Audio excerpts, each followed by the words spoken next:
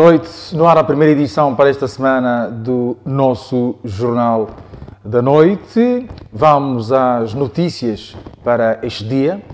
O advogado e defensor dos direitos humanos, Vicente Manjate, diz não existirem condições jurídico-constitucionais para a validação e proclamação de resultados por parte do Conselho Constitucional.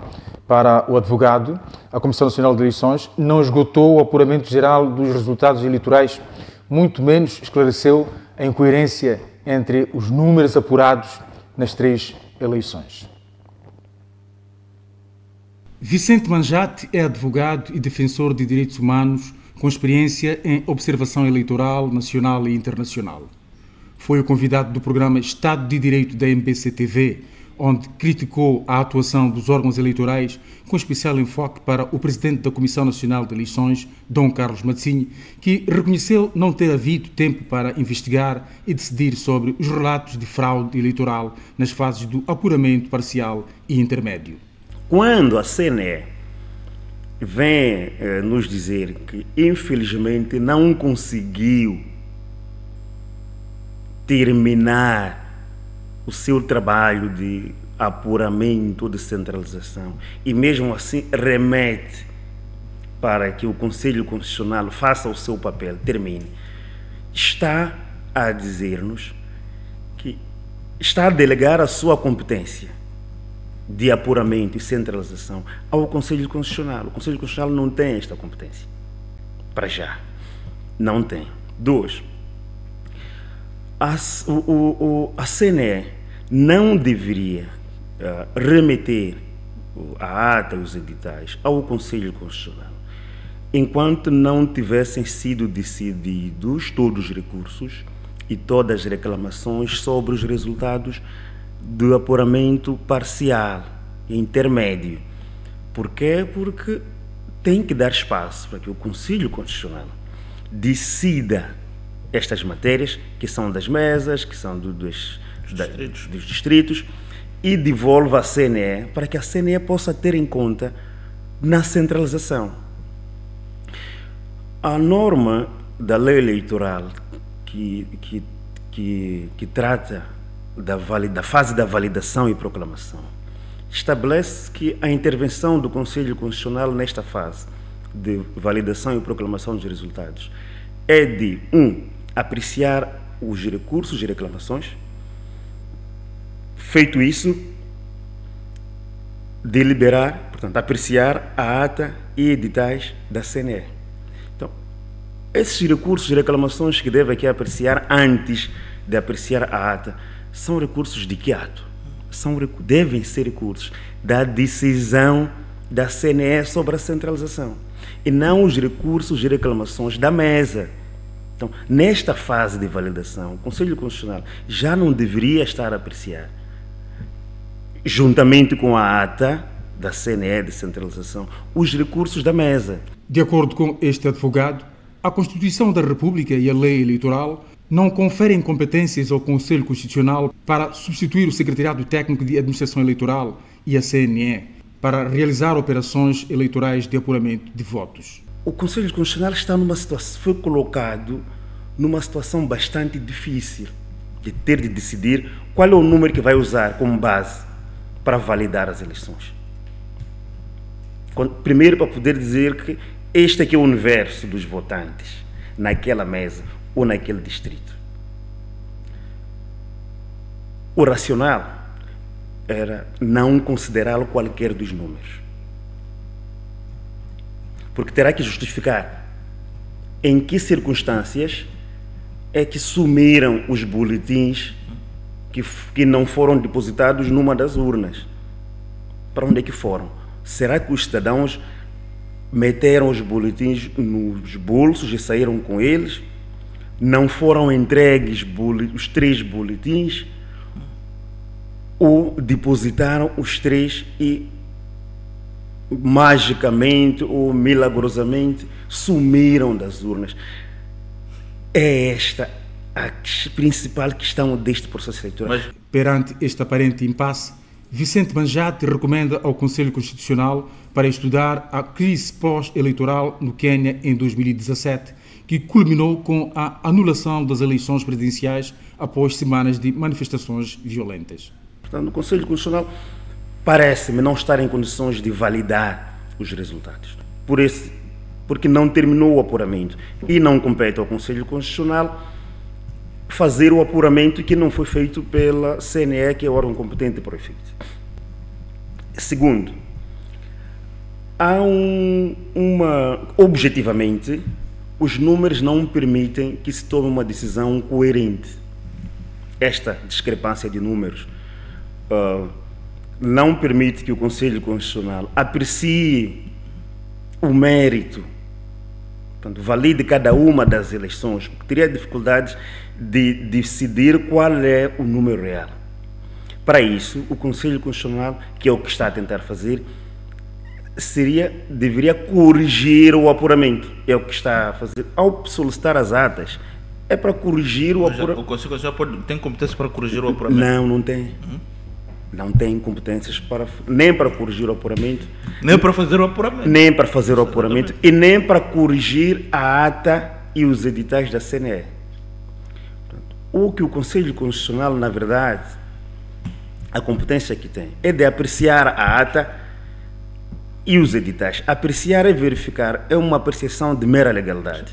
Verificar se estão em conformidade com a lei, se os números estão consistentes, portanto, respondem à coerência, à lógica do processo eleitoral e dizer que sim, portanto, valido e proclamo os resultados. Ou não valido e não declaro qualquer dos candidatos vencedor. Logo, as eleições ou a votação deve ser repetida dentro de 15 dias. Voltamos à votação. E tudo isto, Zé, atenção, ainda que haja repetição, se houver, se for essa a decisão do Conselho Constitucional, que me parece poderá ser, por aquilo que a análise que eu estou a fazer, poderá ser essa, esta votação deve ser feita e os resultados novamente apurados, divulgados, validados e proclamados, a tempo de ser convocada a tomada de posse, até o dia 15 de janeiro. O programa Estado de Direito está disponível nas plataformas digitais da MBC TV, designadamente no YouTube, Facebook e Instagram. E as manifestações continuam na estrada. Centenas de manifestantes idos de vários cantos da capital moçambicana forçaram hoje a barreira policial e chegaram à escola portuguesa e ao bairro Somerchild, localizados numa das zonas de elite em Maputo. Muitos trabalhadores, cujas empresas e escritórios funcionam no local, tiveram mesmo de abandonar os seus postos de trabalho, colocando-se em fuga. A polícia, entretanto, conseguiu impedir que acontecessem males maiores. Pedras, pneus em chamas é o cenário que caracterizou a onda de manifestação na Avenida Júlio Nyerere no princípio da tarde desta segunda-feira, na cidade de Maputo. Situação que obrigou a rápida intervenção da polícia de proteção para dispersar os manifestantes que encontravam-se nas proximidades da presidência da República, provocando tumultos. De acordo com os nossos entrevistados, a saída do trabalho mais cedo foi a única solução para regressar a casa antes do agravamento da situação. Dá falta de transporte, já não temos como sair. Assim nós largamos 16 horas, mas agora estamos a largar às 12. Devido de transporte. E como é que está a analisar esta situação das manifestações? Não sei, eu gostaria que eles se unirem, falar alguma coisa para nos deixarem nós livres, porque andarmos circular normalmente, porque a situação está mal também. Sim. Você vai até onde? E vou até Mavalane. Prevê chegar a pé? Não há como, devo chegar a pé. Exato. Sim, sim. Amanhã poderá retornar ao trabalho? Vamos estar a ver a situação, se vai estar calmo, vamos tornar ao trabalho, mas se não está, vamos apanhar a informação que já vamos estar em casa. A ida para casa já não estou a conseguir. Os colegas tiveram que me deixar ali porque não temos como passar. Assim vou até FPLM. Não tenho como, só posso caminhar. Sim. Algumas crianças que encontravam-se em aulas foram levadas a casa após os disparos. Eu encontrei essa menina que estava a passar mal com gás, desmaiou, levei ela para minha casa, lhe pus com água, assim estou a tentar lhe acompanhar. Já estava aqui a tentar a pedir ali os chefes para nos deixar passar e não nos fazer mal à volta só. Importa referir que a manifestação acontece em repúdio aos resultados das eleições gerais de 9 de outubro passado. Ontem, o chefe de governo, o primeiro-ministro Adriano Maleane, apelou à noite à retoma das atividades econômicas e de serviços. Por outro lado, Maleane exortou a todos para aguardarem pela decisão do Conselho Constitucional em torno do contencioso eleitoral. Falando na noite deste domingo numa comunicação à nação através da televisão pública, o primeiro-ministro reconheceu o direito às manifestações, mas defendeu que elas devem ser feitas dentro da legalidade e sem pôr em causa o normal funcionamento das instituições. As manifestações são legais. A única coisa que todos devem respeitar é a lei, porque as manifestações são realizadas em consonância e respeitando a lei das manifestações. Se tudo isso for feito, e já aconteceu, alguns partidos fizeram ontem e hoje também, e não acontece nada porque, de facto, estão a fazer dentro da legalidade. Adriano Maleane disse que apenas os moçambicanos podem resolver os seus próprios problemas e isso só pode ser feito trabalhando. Em relação à contestação dos resultados eleitorais, o primeiro-ministro explicou que, enquanto o processo não for concluído a nível do Conselho Constitucional, nada pode ser feito em termos de um possível diálogo ou negociação. Porque só é o trabalho que nos dignifica.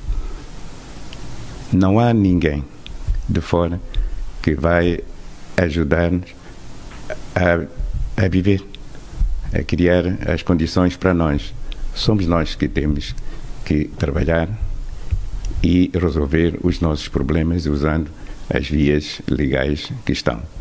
Nós notamos com muita satisfação que há recursos que foram entregues ao Conselho Constitucional. Então, o Conselho Constitucional já disse quais são os passos que vai tomar, que é para resolver.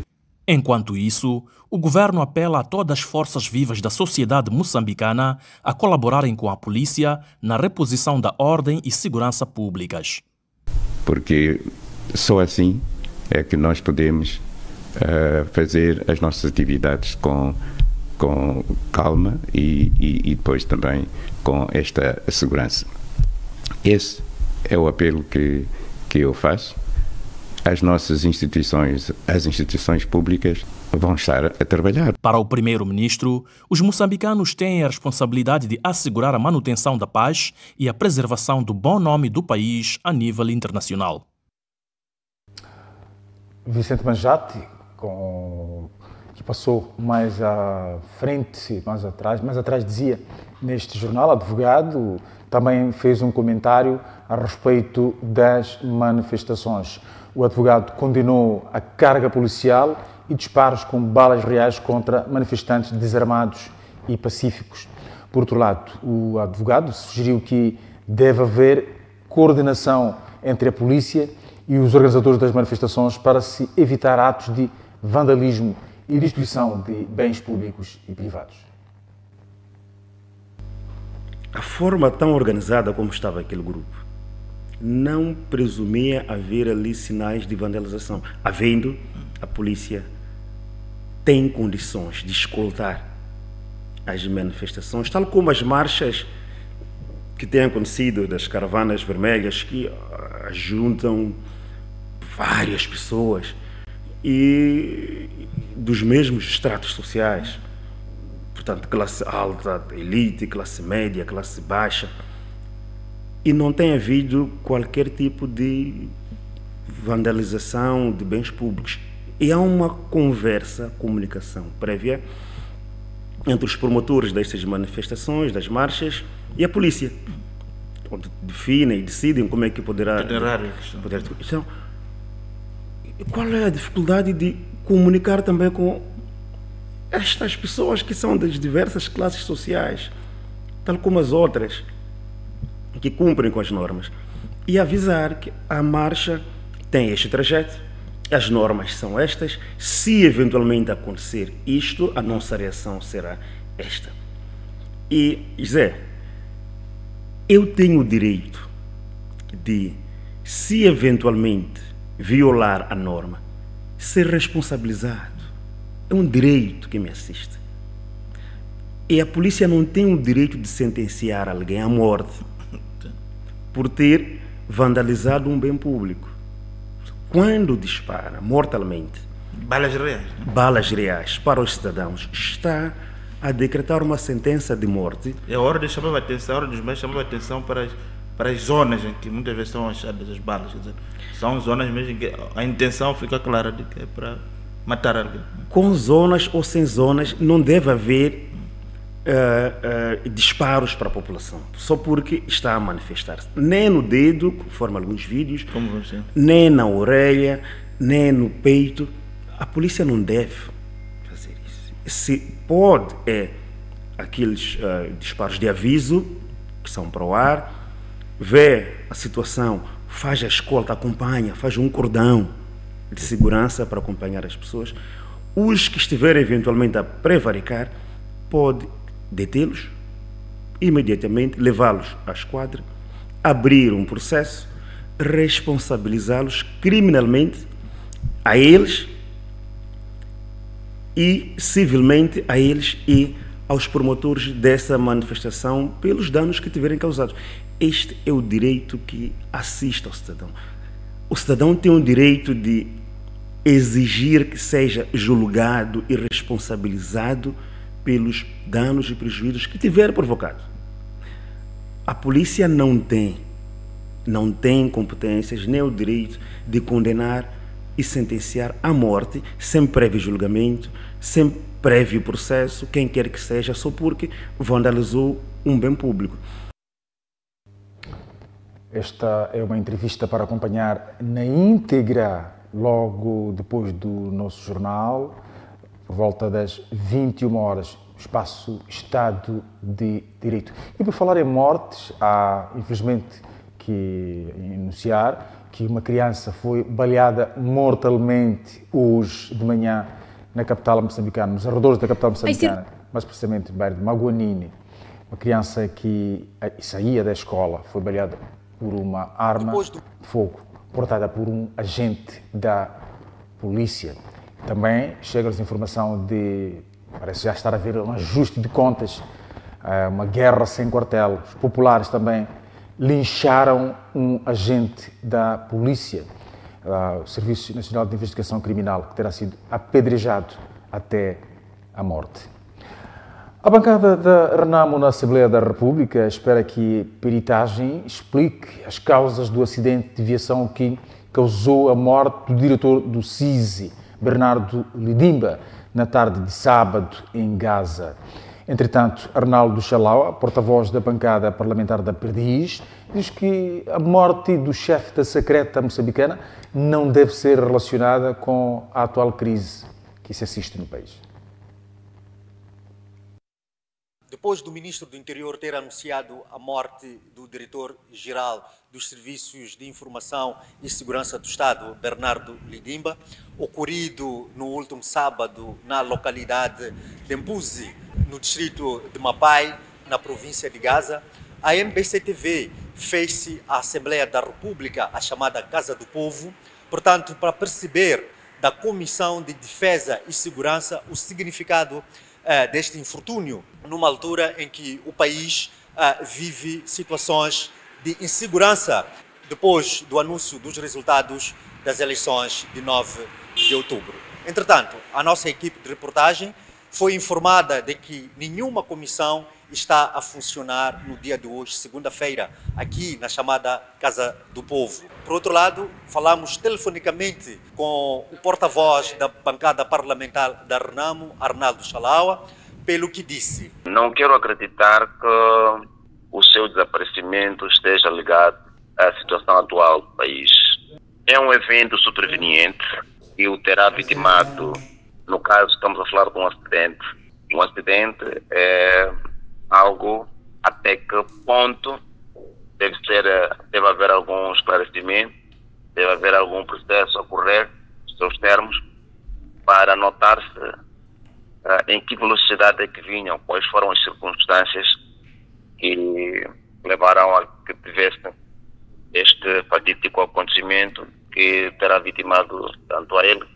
De acordo com a Carta de Moçambique, Ludimba participou no mesmo sábado de uma reunião do Comando Conjunto das Forças de Defesa e Segurança, um órgão coletivo de coordenação operativa institucional cuja missão é analisar, avaliar e delinear estratégias com vista a fazer face às diversas situações emergentes na garantia da segurança nacional. Depois da reunião, Ludimba partiu para uma missão secreta no norte da província de Gaza, junto da fronteira com Zimbábue. Segundo informações avançadas pela Carta de Moçambique, os restos mortais do diretor de CISI foram trasladados na tarde de ontem, domingo, para aqui na capital do país, concretamente no Hospital Militar de Maputo. As imagens são de José David, João de Jesus para a MBC TV. Um caso que seguramente continuará a fazer correr muita tinta. Analistas ouvidos pela MBC TV dizem que a morte do diretor do CISI, num período conturbado como o que se vive em Moçambique, fragiliza o Estado. As circunstâncias da morte do diretor-geral do Serviço de Informação e Segurança do Estado, na tarde do último sábado, num acidente de viação em Mapai, na província de Gaza, continua a suscitar comentários. O académico Pedrito Cambrão estranha as circunstâncias do acidente que vitimou o chefe da secreta moçambicana. O normal seria que ele estivesse escoltado. Agora, não sei por que ele estava escoltado. Numa distância de mais de 200 km, num carro e sem escolta. Há quem diga que até que não devia fazer 200 km terrestres, mas eu parto do princípio que é possível que ele faça isso, até pode ir em Yambane de carro, mas, a priori, olhando para o seu status quo, devia ir escoltado. Sucede que parece, baseado na informação que temos, através de justiça social, era o único carro. E deu naquilo que deu. E, por outro fim, apenas ele que morreu e os outros tiveram ferimentos ligeiros, segundo a informação que nós tivemos. Então, olhando para esse momento, cria muitas interrogações. Daí que esperamos que haja uma investigação e a verdade venha à tona. Sobretudo na Zona Sul, onde digamos, o bastião destas manifestações, o bastião até do Norte, assim diríamos, e olhando para a sua figura, que ele devia, digamos, fazer, fornecer informações ao Estado, velar pela seguridade ou pela segurança do Estado e morrer em situações dessa natureza. Já o jornalista Rui Lamarques afirma que com essa morte o país fica fragilizado no quesito de segurança no momento de tensão pós-eleitoral.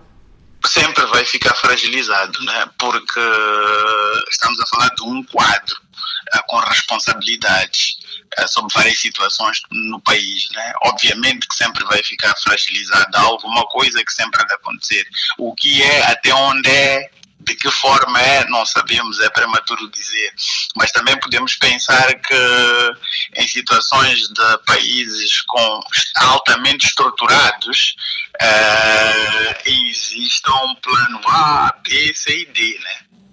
Segundo o ministro do Interior, Pascoal Ronda, Bernardo Lindimba encontrou a morte em missão de serviço e neste momento decorrem investigações para se determinar as causas do sinistro. Veja o câmbio e, de seguida, o intervalo. Até já.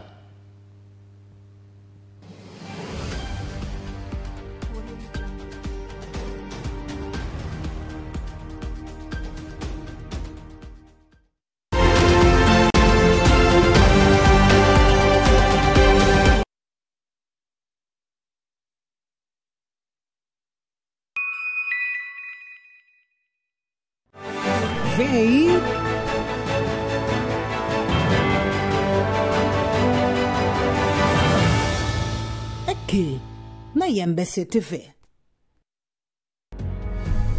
10 minutos com a política. No 10 minutos com a política, cada minuto conta. Em entrevistas, nossos convidados respondem às questões mais pertinentes do cenário político atual. Como é que avalia toda a eleitor moçambicano? O eleitor se fia efetivamente naquilo que são as promessas? É preciso que continuem a se fazer estudos para compreender cada vez mais o comportamento do eleitor. Que a corrupção tem custos muito altos para Moçambique. Tudo em um formato dinâmico e direto, sem perder a profundidade. Tudo o que você precisa saber sobre política em tempo recorde. Segunda e terça-feira, logo após o Jornal da Noite.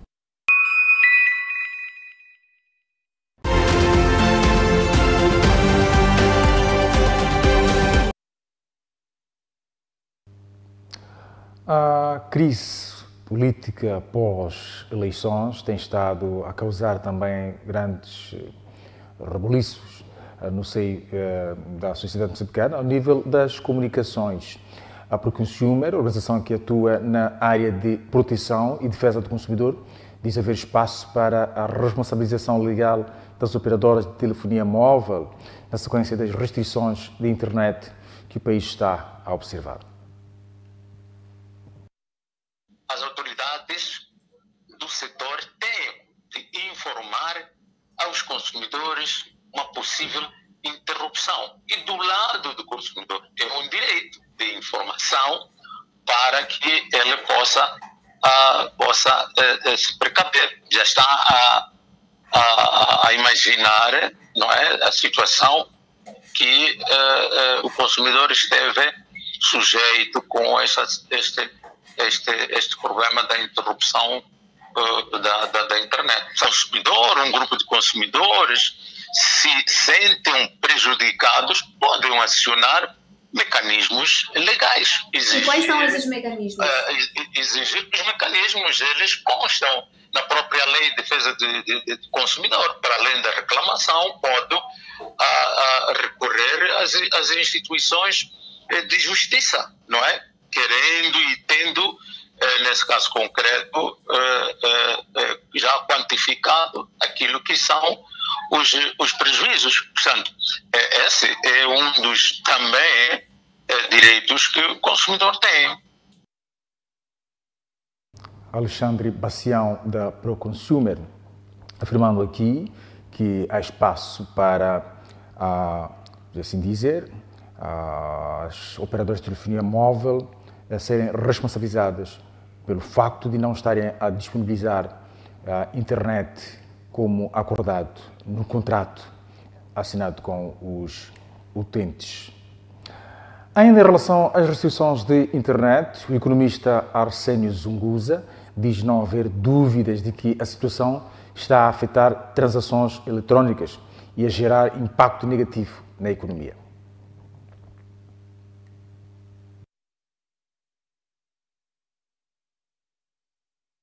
As manifestações contra resultados eleitorais que tiveram início no dia 21 de outubro têm sido acompanhadas por restrições de internet em todo o país. O economista Arsénio Zunguza afirma que a internet é a base para a dinamização de outras atividades econômicas e sua restrição terá impacto a longo prazo para a economia a nível nacional. No caso específico das comunicações, principalmente da internet, que se tornou um recurso muito importante atividade econômica, é preciso entender, por exemplo, que nas grandes cidades hoje em dia, a maior parte do comércio, as trocas comerciais, as negociações são feitas utilizando meios eletrônicos. Sem contar que nós temos meios de mobilidade, como falou muito bem, que é o Serviço de Mobilidade, Yang e companhia, que são suportados por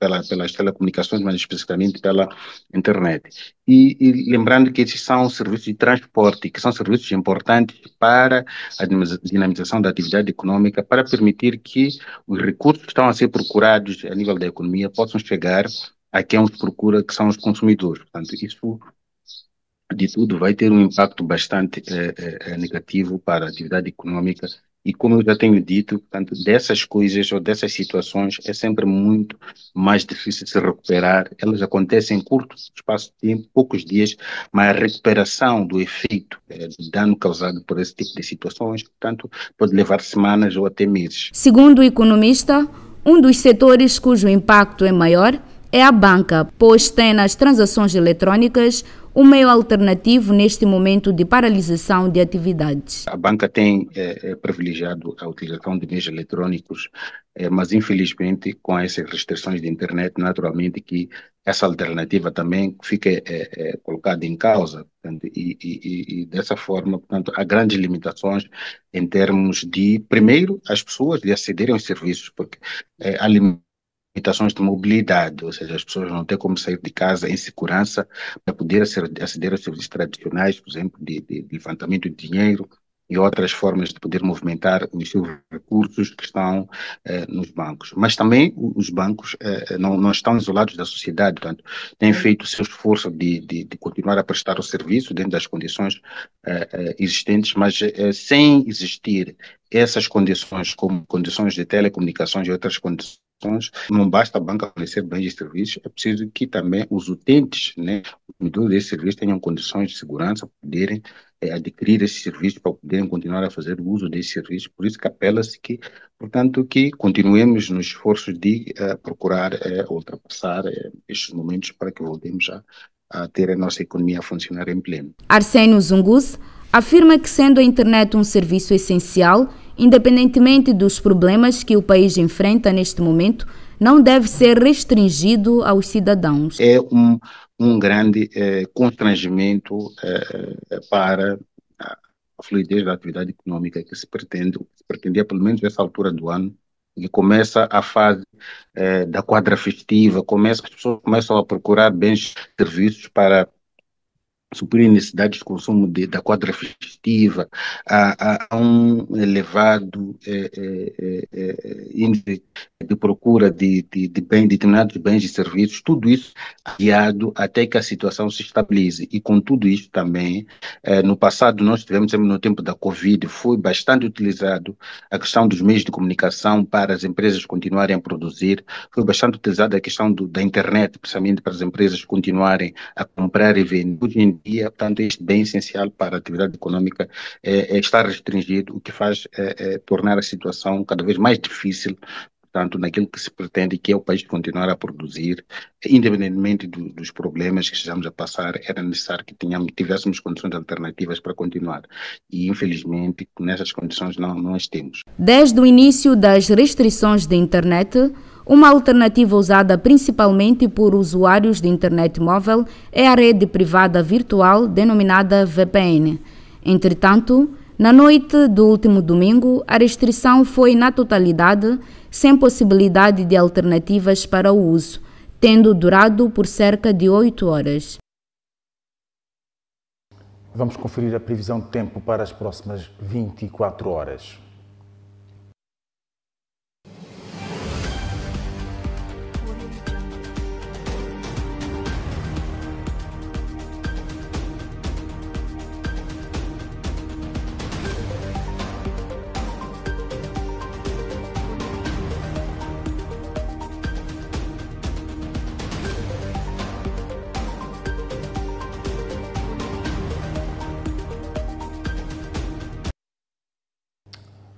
O ponto final da presente edição do Jornal da Noite, num dia em que entramos mais cedo para os nossos telespectadores da TV Cabo.